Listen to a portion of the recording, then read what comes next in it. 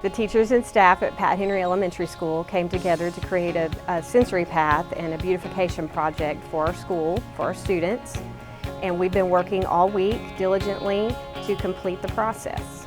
Currently we have teachers and PTA members as well as the applause unit working to paint and complete the sensory path on the patio area. The applause unit is helping us by painting the fencing and the gates. And we have a local artist, April Bradshaw, with Classy Creations, and she is painting foursquare on the basketball court for our students, as well as a mural on our playground shed. On the playground, I'm doing foursquare, hopscotch, and tic-tac-toe, just a couple activities for the kids to be able to do. I'm also going to paint a mural on the side of their building just to represent the Pat Henry Jaguars coming out of the wall. The idea was originally all the teachers. We saw something on Facebook actually, and they initiated the idea and created the design themselves.